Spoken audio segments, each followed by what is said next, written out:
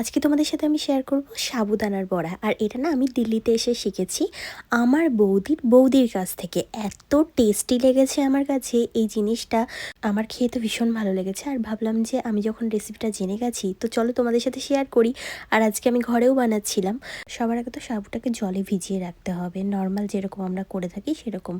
তো এটা বলে দিই যে এই ভিডিওটা কিন্তু আমার মা থাকাকালীন আমি শ্যুট করেছিলাম, বাট আমি আর কি শর্টসে আপলোড করতে ভুলে গেছিলাম। তো ওই জন্য আজকে গ্যালারি ঘাঁটতে ঘাঁটতে এটা চলে আসলো, তো ওই জন্য ভাবলাম যে চলো শেয়ার করে দিই।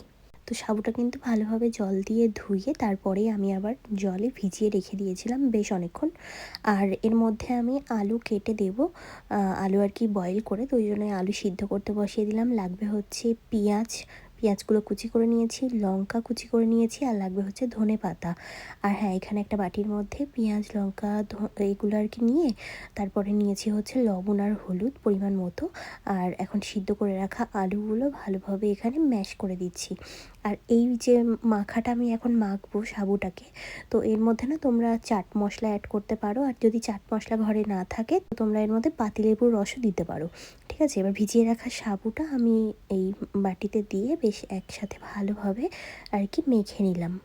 আর সাবুটা দিয়ে সবটা মাখার পরে জিনিসটা কিন্তু এরকম হয়েছে দেখতে। চলো তাহলে এবার ভাজা যাক। তেল ভালোভাবে গরম করে নিয়েছি। আর হ্যাঁ, এরকমভাবে হাতে সাবু মাখাটা নিয়ে গোল গোল করে আর কি দেওয়ার আগে একটু সামান্য চ্যাপটা করে নিলাম। আর যখন বড়াগুলো ভাজবো তখন গ্যাসের ফ্লেমটা একদম লো টু মিডিয়াম ফ্লেমে রেখে তারপরেই ভাজতে হবে। তাহলে কিন্তু বড়াগুলো খুব সুন্দরভাবে ভাজা হবে। দেখো কি সুন্দর বড়া ভাজা হয়েছে, কি দারুণ লাগছে না দেখতে। সাবুর এই বড়াগুলো দেখেই কত লোভনীয় মনে হচ্ছে, তাই না? হ্যাঁ, শুধু দেখতেই সুন্দর না, এটা কিন্তু খেতেও খুব টেস্টি হয়। তোমরা ঘরে অবশ্যই বানিও। রেসিপিটা ভালো লাগলে অবশ্যই ভিডিওটা একটা লাইক করো আর কমেন্ট করো এরকম নতুন নতুন রেসিপি পাওয়ার জন্য। চলো আজকের মতো টাটা, বাই বাই।